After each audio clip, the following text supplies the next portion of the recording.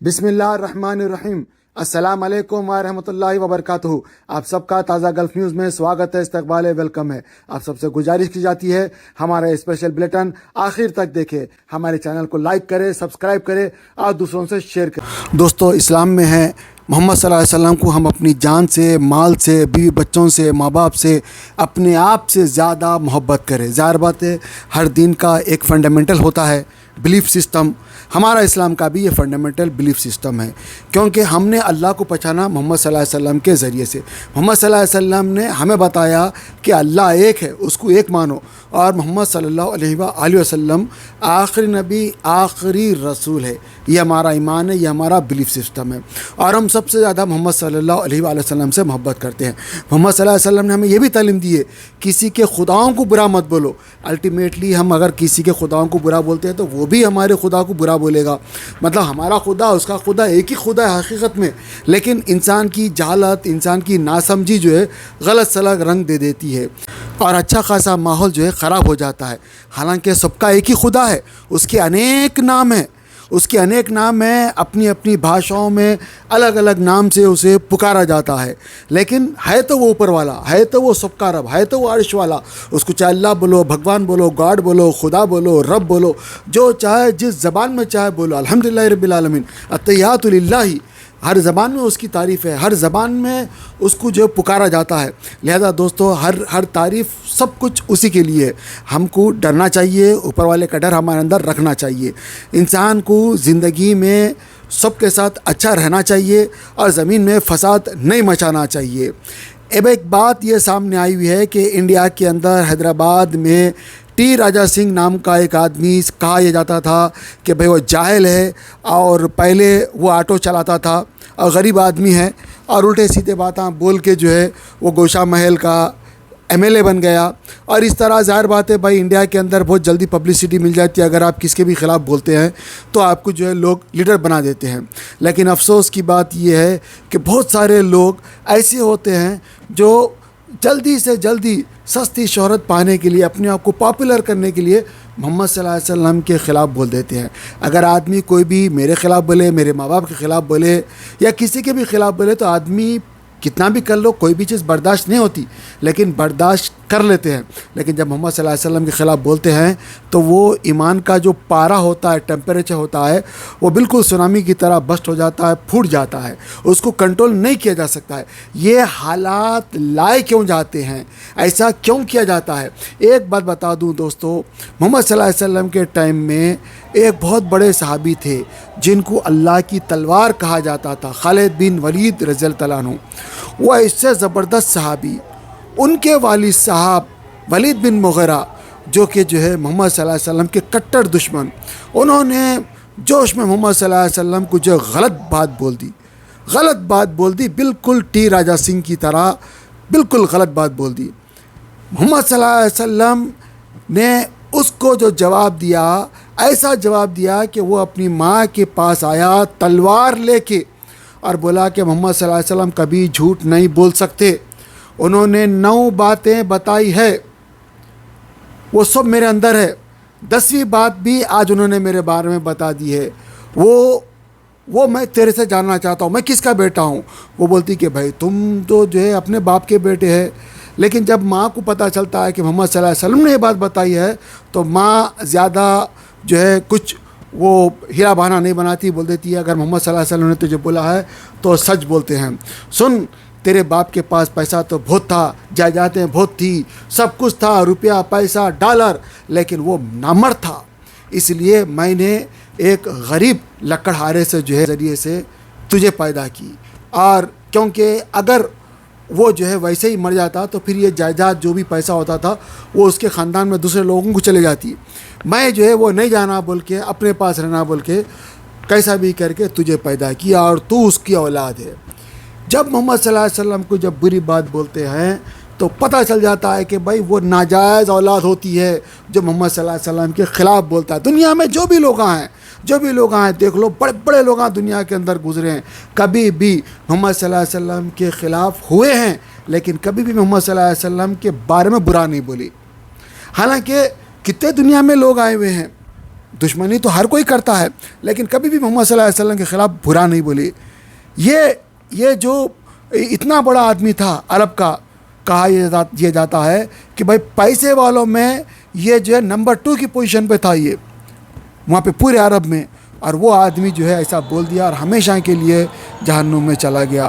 لیکن اسی کا بیٹا خالد بن ولید رضی اللہ عنہ بہت بڑا درجہ پا کے جنت میں چلے گئے۔ تو اسی لیے دوستو، جب بھی آپ کسی کے بارے میں بولتے ہیں تو سوچ سمجھ کے بولنا چاہیے۔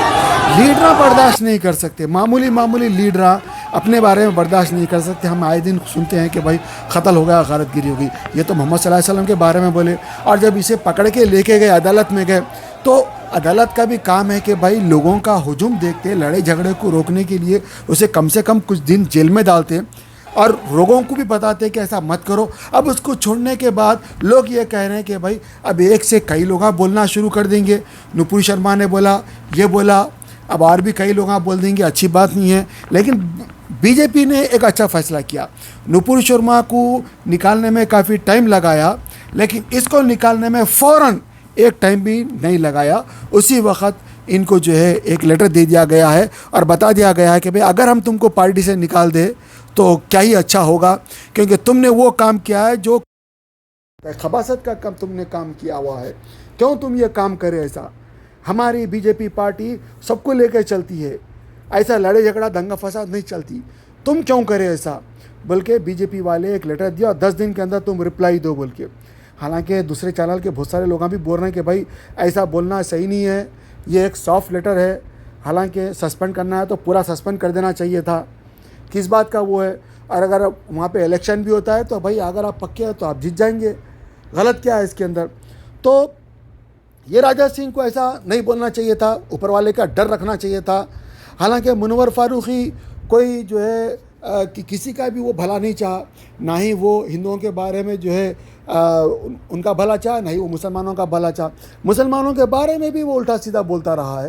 میں نے خود اس کے یہ بولنے سے پہلے میں نے خود اس کے بارے میں کھنگالا، اس نے کئی جگہوں پہ جو ہے مسلمانوں کے بارے میں برا بھی بولا، گالیاں بھی دیا ہوا اس نے۔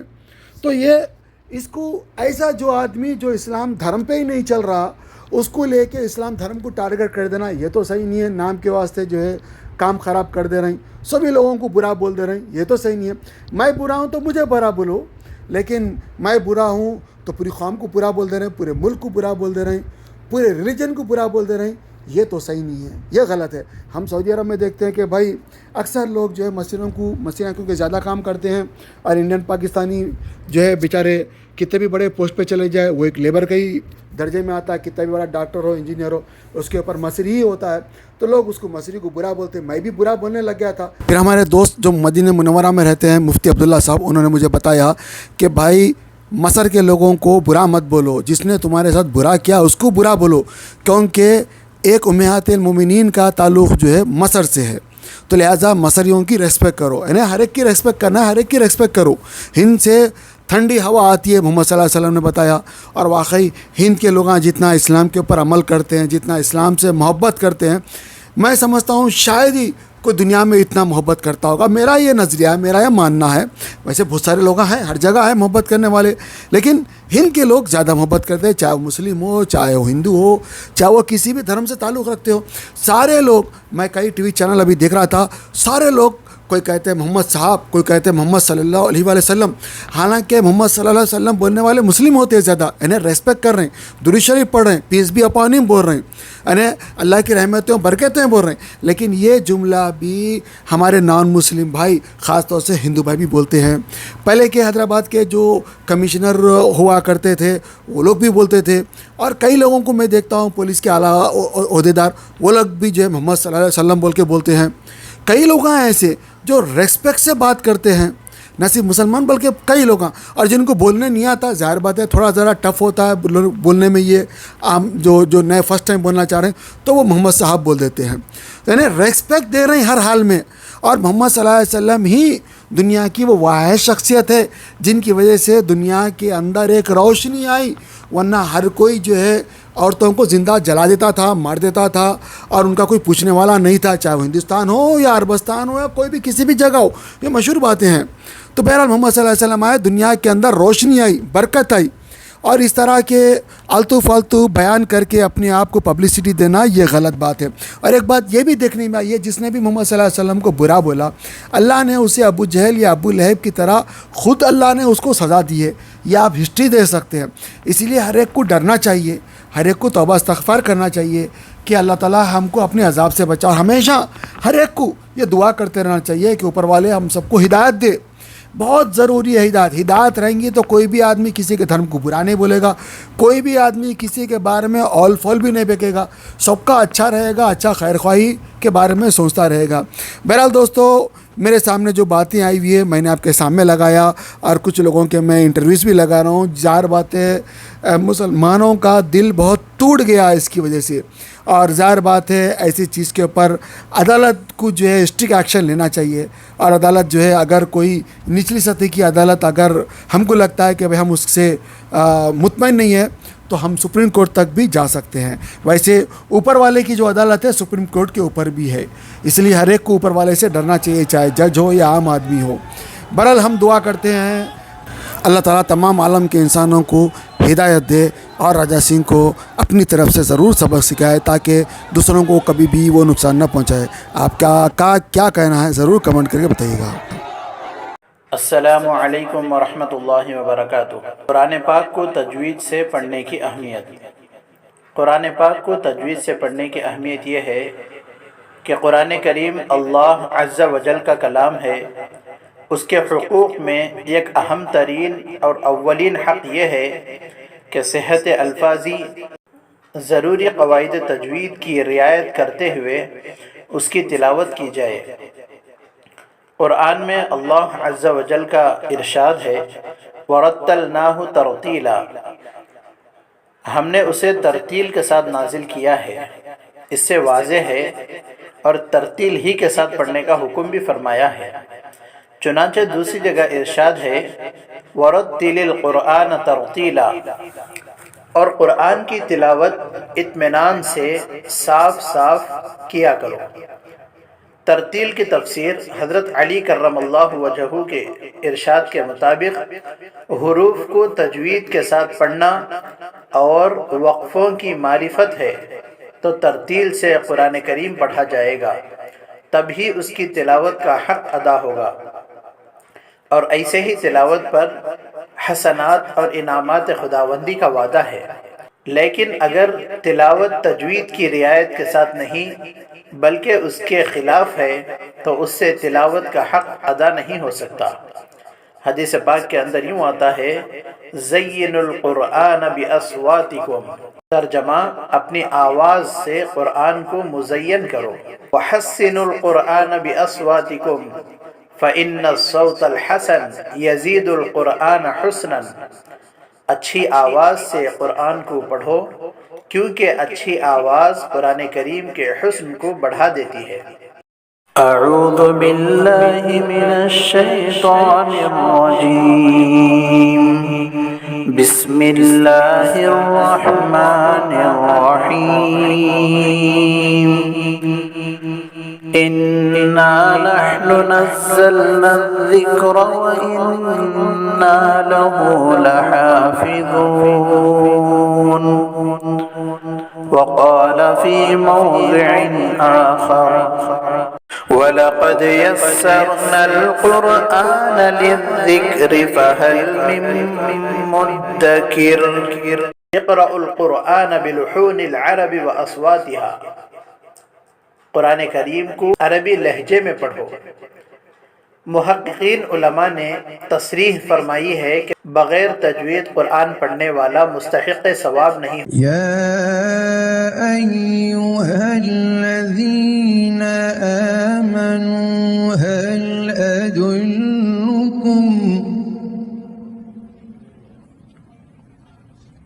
هل أدلكم على تجارة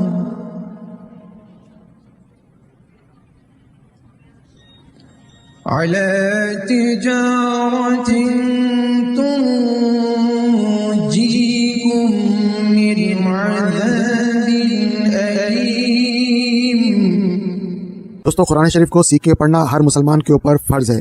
इसको सीखना खबर में जाने तक अगर टाइम मिले तो ज़रूर सीखना चाहिए, क्योंकि अल्लाह का कलाम है। अल्लाह ताला बंदों से फरमा रहा है, लिहाजा क्या अल्लाह ताला फरमा रहा है, ऐसा क्या है कुरान शरीफ में, हमको सोच समझ के दे के पढ़ना और पढ़ने के साथ साथ हमको उसके ऊपर प्रैक्टिस करना है, तब हम सही जाके मुसलमान बन सकते हैं। वरना हम खाली पीली के जो है खाली नाम के मुसलमान रहेंगे और कुरान शरीफ में क्या लिखा हुआ है, अल्लाह हमसे क्या फरमा रहा, कभी हमको पता नहीं चलेगा। आप जब पढ़ेंगे समझेंगे तो आपको एक मज़ा आएगा। और एक अजीब बात यह है कि जो आदमी जितनी मोहब्बत से पढ़ता है उसको अल्लाह ताला उतने खजाने खोल के दिखा देता है, उतना विजन उसको नसीब होता है। बहुत सारे लोग गरीब रहते हैं लेकिन जब कुरान शरीफ पढ़ते हैं तो अल्लाह ताला उन्हें अमीर कर देता है।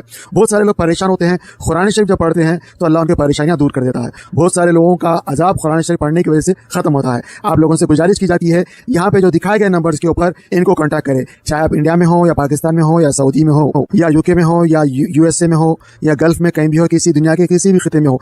आप लोगों से गुजारिश की जाती है कि आप लोग भी अगर पढ़ाना चाह रहे हैं तो मुझे नंबर दे, मैं अपने चैनल के ऊपर फ्री ऑफ कॉस्ट प्रचार करता हूँ। दूसरी बात, अगर कोई पढ़ना चाहता है तो याद रखिए, अगर आप इंडिया के हैं तो इंडिया का नंबर है, पाकिस्तान के है तो पाकिस्तान का नंबर है, यूके के है तो यूके का नंबर है, गल्फ के है तो गल्फ का नंबर है। किसी से ही पढ़ ले, पर्देदार ख्वातीन भी पढ़ा रही है, मर्द हज़रात भी पढ़ा रहे हैं। आपको पढ़ना है, आप हो या मैं हो, ज़रूर पढ़ना चाहिए, वरना बहुत बड़ी गलती हो जाएगी। अल्हम्दुलिल्लाह रब्बिल आलमीन, सारी तारीफ अल्लाह के लिए, लेकिन अगर आप गलती पढ़ देंगे तो सारी तौर पर अल्लाह के लिए हो जाएगी। तो मेरे को माफ़ करे और मेरे लिए भी दुआ करे, अपने लिए भी दुआ करे। अल्लाह सबको हिदायत दे, आपस में मोहब्बत दे और कुरान शरीफ से इश्क दे, सिखा, समझा, पढ़ा और अमल करा। आमीन। अस्सलामु अलैकुम वरहमतुल्लाहि वबरकातुहू। कुरान पाक को तजवीद से पढ़ने की अहमियत। कुरान पाक को तजवीद से पढ़ने की अहमियत यह है कि कुरान करीम अल्लाह अज़्ज़ा वजल का कलाम है। उसके हुकूक़ में एक अहम तरीन और अव्वलीन हक़ यह है कि सेहत अल्फाजी, ज़रूरी क़वाइद तजवीद की रियायत करते हुए उसकी तिलावत की जाए। क़ुरआन में अल्लाह अज़्ज़ा वजल का इरशाद है, वरत्तलनाहु तरतीला, हमने उसे तरतील के साथ नाजिल किया है। इससे वाज़ेह है और तरतील ही के साथ पढ़ने का हुक्म भी फरमाया है। चुनांचे दूसरी जगह इरशाद है, वरत्तिलिल क़ुरआन तरतीला, और क़ुरआन की तिलावत इत्मीनान से साफ साफ किया करो। तरतील की तफसीर हज़रत अली करमल्लाहु वजहू के इरशाद के मुताबिक हुरूफ को तजवीद के साथ पढ़ना और वक्फ़ों की मारिफत है, तो तरतील से कुरान करीम पढ़ा जाएगा, तभी उसकी तिलावत का हक़ अदा होगा। और ऐसे ही तिलावत पर हसनात और इनामात खुदावंदी का वादा है। लेकिन अगर तिलावत तजवीद की रियायत के साथ नहीं बल्कि उसके खिलाफ है तो उससे तिलावत का हक़ अदा नहीं हो सकता।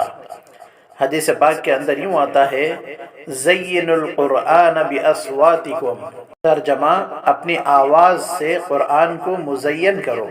वहस्सिनुल क़ुरआन बिअस्वातिकुम फ़इन्नस्सौतल हसन यज़ीदुल क़ुरआन हुस्नन, अच्छी आवाज़ से क़ुरआन को पढ़ो क्योंकि अच्छी आवाज़ कुरान करीम के हुस्न को बढ़ा देती है। अऊज़ु बिल्लाहि मिनश शैतानिर रजीम, बिस्मिल्लाहिर रहमानिर रहीम, इन्ना नहनु नज़्ज़लना ज़िक्र व इन्ना लहु लहाफ़िज़ून। वक़ाल फ़ी मौज़िइन आख़र, वलक़द यस्सरनल क़ुरआन लिज़्ज़िक्रि फ़हल मिन मुद्दकिर। इक़रउल क़ुरआन बिलुहूनिल अरबि व अस्वातिहा, कुरान करीम को अरबी लहजे में पढ़ो। मुहक्किकीन उलमा ने तसरीह फरमाई है कि बग़ैर तजवीद कुरान पढ़ने वाला मुस्तहिक़ सवाब नहीं।